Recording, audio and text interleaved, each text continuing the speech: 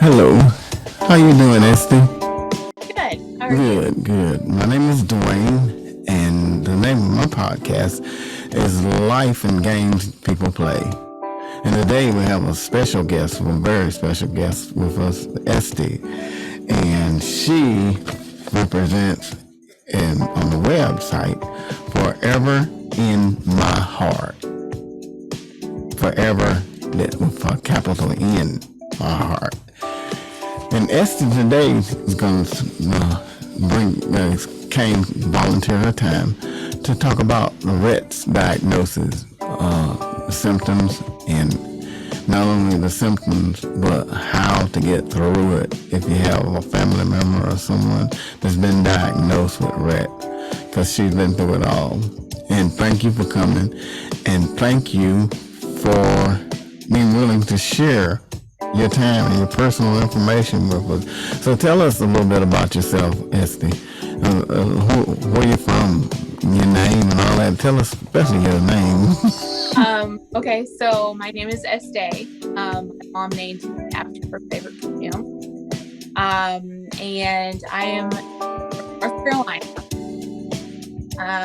And I love art, and I have lots of little hobbies of drawing and painting, and I love hiking and singing and writing poetry. So, yep. Just doing different things, living life, in other words. So now what we want to talk about is that how do you maintain and keep a good spirit and keep wanting to have those hobbies and getting through challenges like you have.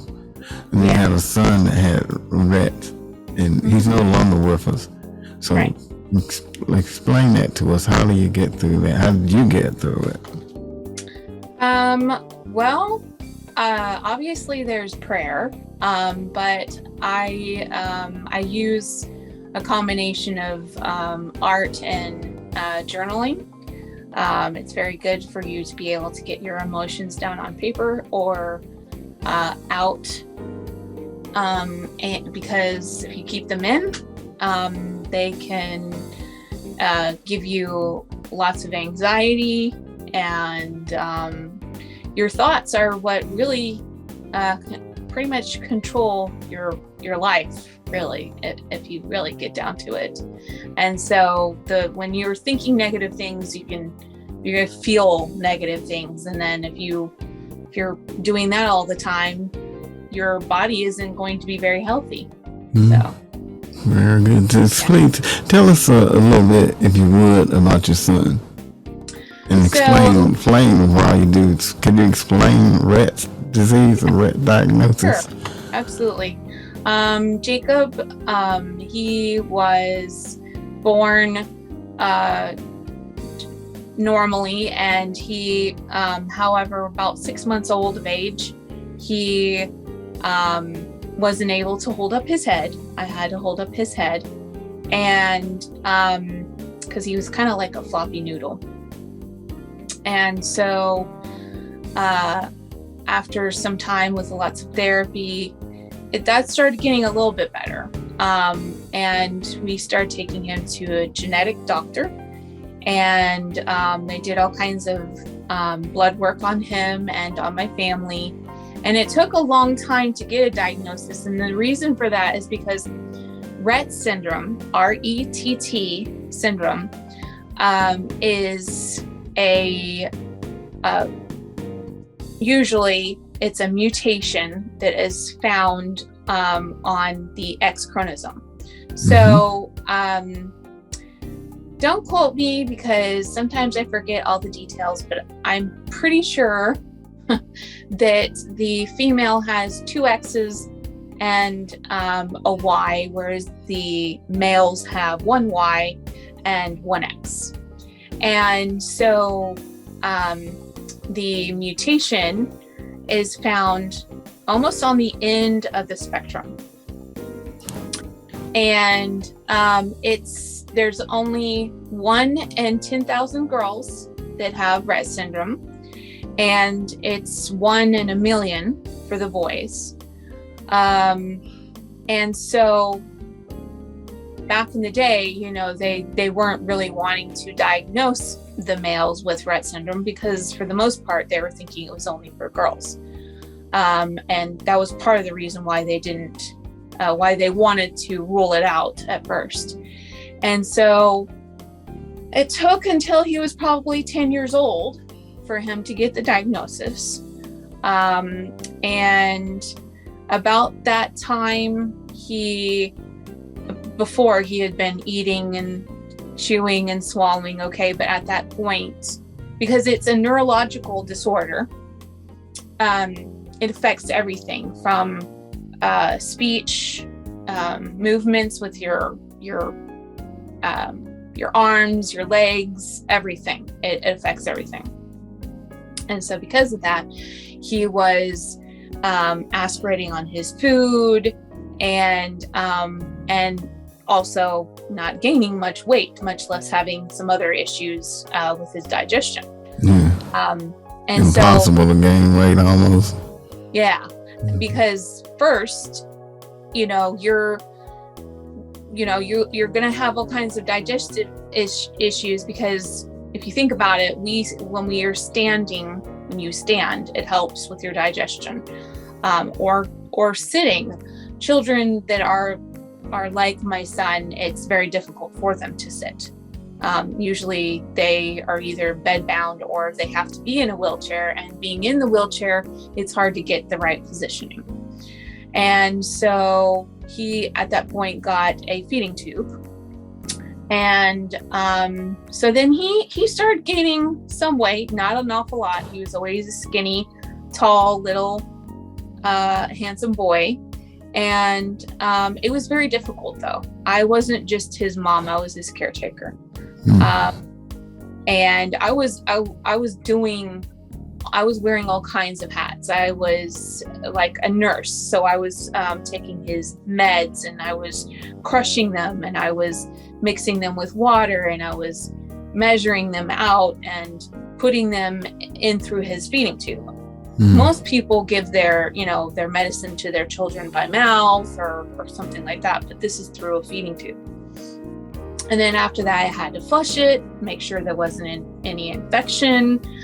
And so it was a very difficult responsibility, but also a blessing. And we ended up being in the ER a lot, because he was also nonverbal, which I didn't mention because there's so much involved in the whole picture that, he was nonverbal. So when he was in a lot of pain, I didn't know why. And the doctors don't know very much about Rett syndrome. And so, first of all, if you suspect that your child has Rett syndrome, they have to go and get blood work done. And there's a lot of characteristics that it has that kind of closely represent some other syndromes. At first they thought, okay, well, he has Prader-Willi syndrome because he would not stop eating. Like he never got that signal of, okay, I'm content. And so they thought he had Prader-Willi syndrome. And two, a lot of the time the doctors, when they don't have a diagnosis, they just put it in a cauldron and they name it, hold on, I know what this is called, CP, which stands for cerebral palsy. And so, at first they were wanting to just, put that label on, but after some time they finally came up with that diagnosis. And he eventually, how did he finally, you told me about this, how he deteriorated. Tell us about that. Right. So when he when he got to be 13 years old, I no longer could carry him by myself. He was very tall and he was very heavy, and it was a two-man job. One person could not pick him up and put him in the wheelchair from his bed to his wheelchair, or vice versa. It had to be two people. For one reason, that also he was also what they considered medically fragile. And what that means is that no, his bones wouldn't shatter, but they could break if you're not careful.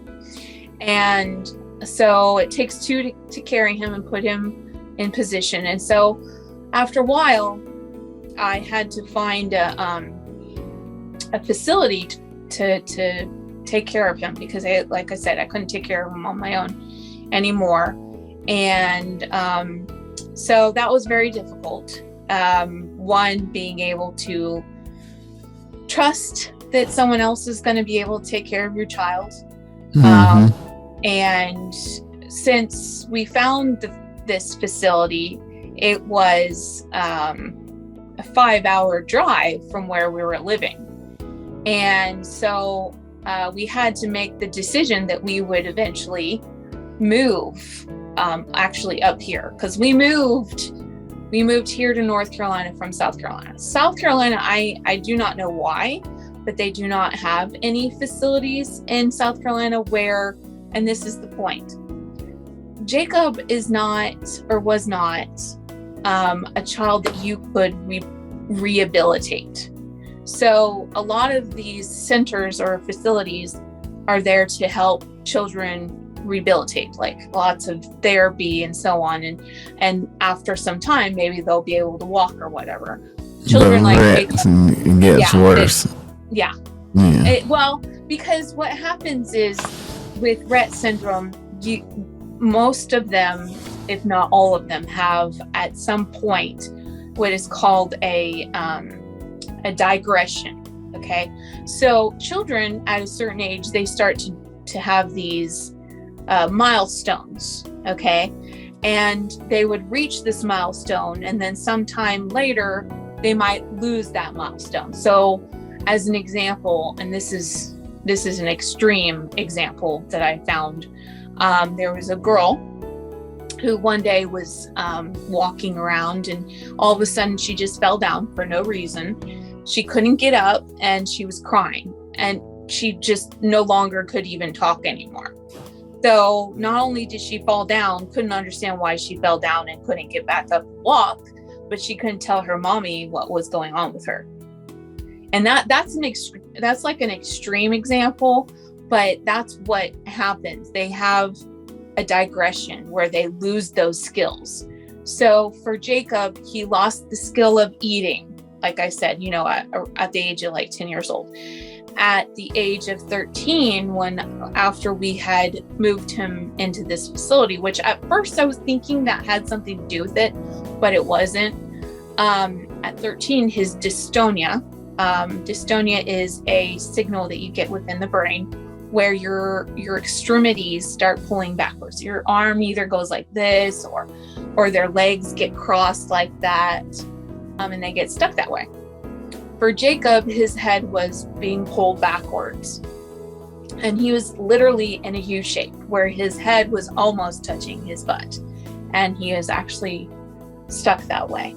And because of that, his organs were not working properly. He ended up getting a GI bleed, and then he aspirated on what he threw up, which is actually blood, and then he aspirated on that turned into pneumonia. And then when they went in to take an x-ray, which was not the most easiest x-ray, much less the least comfortable, because they were practically hanging him upside down. It was very traumatic. But anyway, so once they took that x-ray, they found out that his right lung was significantly smaller than the left. And one of the times, because we were in and out of the hospital, so when it started getting really bad in May of 2019, we went in the hospital for a couple months, and he had gotten pneumonia, and his right lung actually had collapsed at that time. And they finally got that back up, and he was, he's breathing. And then a couple months later, so May, June, July, we're okay. And then August came along, and then he threw up blood. And then August, September, October, November. Yeah. So from August all the way up to, like, I'd say, let's see, August, September, October. Right. And then there was like maybe a month or less than a month that there was like a little bit of a break where he seemed to be doing okay, because he finally got his blood count back up. And then it happened again where he had his GI bleed. And so he actually passed away or died from a GI bleed. He wasn't, because there was blood in his feeding tube, he was not able to eat. And then he started absorbing his CO2. Okay. So tell me, how do you process that today? Because I know going through things, we don't usually have time to grieve, but once you get through them, I know you say you journal. So how do you cope with your pain and your stress? Because you seem to do a lot of diagnosing, self-diagnosing. So I see you have the little books you journal. You have some creative processes that you use. Show us that. So this is just an example. This isn't really much of one. The one that I did most of my bigger art was in a different one, but this is a Coptic stitched handmade journal. This is a copper plate right there. And so this is just an example. It's different kinds of art that I put in here, but this is the one that really says a lot. This one says, talking about my son, he was the center, and now things are like the dots, which are all around the center. A mess. Now I must find my way back to the center.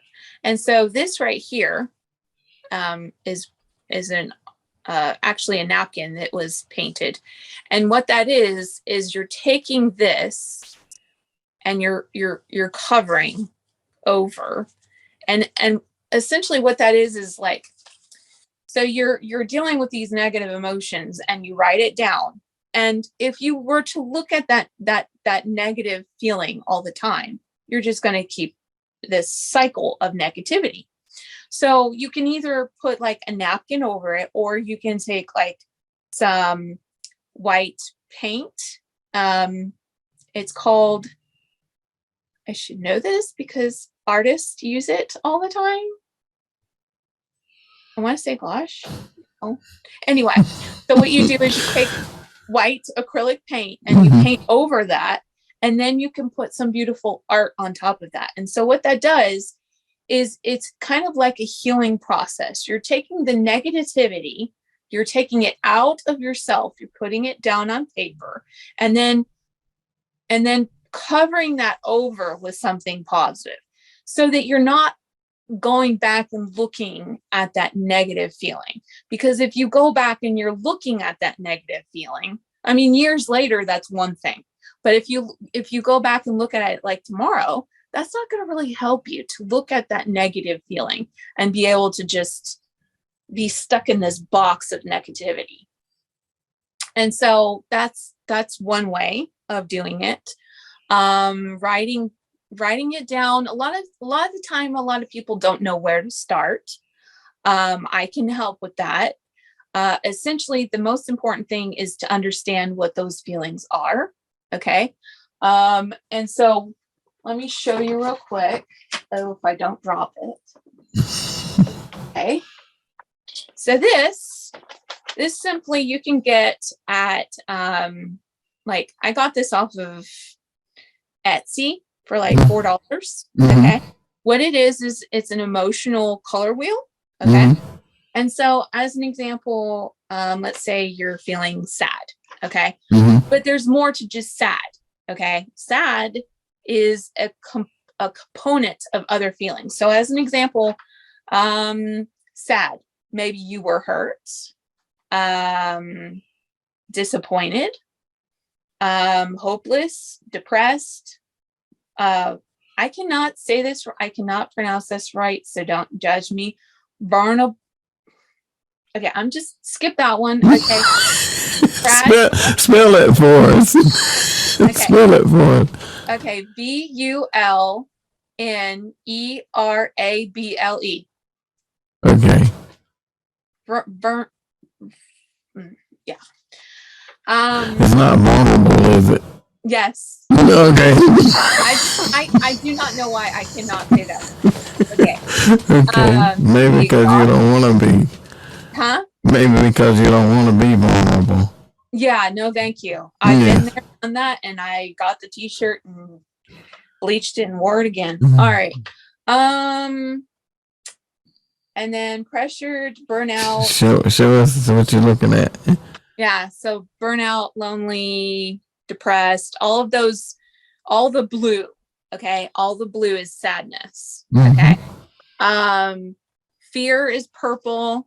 Red is anger, which is that makes perfect sense because you're red in the face when you're mad. Orange is power, so it's not all negative.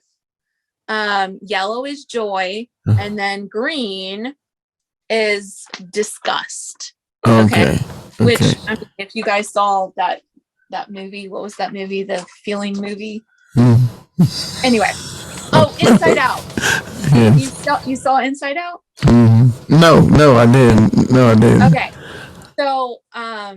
so being able to know what those feelings are, that's what you want to do first. You want to understand what those feelings are, because you can feel different feelings all at once. Sometimes you're sad, but you're also scared because maybe you're scared that something's going to happen and you're sad because of it. Or maybe you're mad, but you're also like, sometimes, like, it's so crazy. Sometimes I'll feel like I'm tired, but I'm also really wired. So if you're able to like figure out what those feelings are, okay, then you write it down. You write down that feeling. And then what you do is kind of like dissecting your feelings. So then after you write down what that feeling is, then you write down why. Why are you feeling that? If you don't know why you're feeling that, then you may need a little bit of assistance. Sometimes that takes maybe seeing a therapist, or just thinking about what maybe caused you to feel that way. Okay. So as an example, sometimes maybe you're going through something that's traumatic and you end up, especially if you have PTSD, which is post-traumatic stress syndrome, then sometimes you can have something that triggers a memory. So maybe it's a song, maybe it's a loud noise. And then if you're sitting there and you write down what's going on, like what you're feeling, then you think, okay, what is it that made me feel this way? And for the most part, you usually can come up with that. You can usually figure out what that is. So yeah, well, you have a lot of creations that you're gonna share with people in the future, like so that little book you had last week. But I know you're gonna have to take time to put them together, probably in your next video.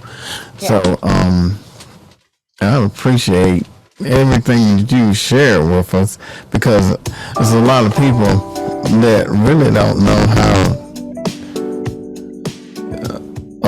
how they feel or why they feel like they do. Yeah. But you've conquered a lot. And I really look forward to your next series, the next video, when you'll explain more and show us more in detail. Yes. You will journal, how you do journal, how you get through it. But I've been enlightened, and I know everybody else has. And thank you for taking the time out to share. And I know this is our second time doing this, and there's a lot of information that's left out. But oh, excuse me, we'll do it the next time. Okay. All right. That works. Enjoy meeting your little daughter too. Maybe she'll be on a podcast with you next time. Maybe we'll see. Yeah. Sometimes her energy is a bit much. All right. And share with us how to contact you, because I know a lot of people want to talk to you. Sure. I have a Google phone number. It's 919-635-0581. You need me to say it again? Oh yeah, go ahead. Okay. So I have a Google business phone number. It's 919-635-0581. Okay. And then I also have a Facebook page, the same business name, which is Forever in My Heart, LLC. And I have a TikTok, which is the same, but that one is the letter 4 instead of FOR. And I also am on Instagram, and that one is 4 and then underscore ever underscore in underscore my underscore heart. Hot dog. Yeah. Uh-oh. Sorry. It's okay. So,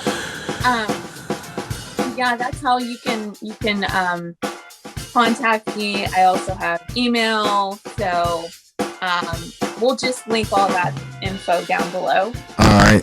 And if you like this awesome, wonderful podcast that we have, do consider giving us a thumbs up, subscribe, because you're not going to want to miss our wonderful videos. And also push that bell icon, because that will give you a notification as to when we go and do another one. All right. Thank you so much. Thank you for being so powerful, and thank you for being you. Well, thank you. All right. For having me. Oh, my pleasure and honor. Okay. I love being educated. Yeah. All right. You stay powerful, and talk to you the next time. Okay. Bye-bye.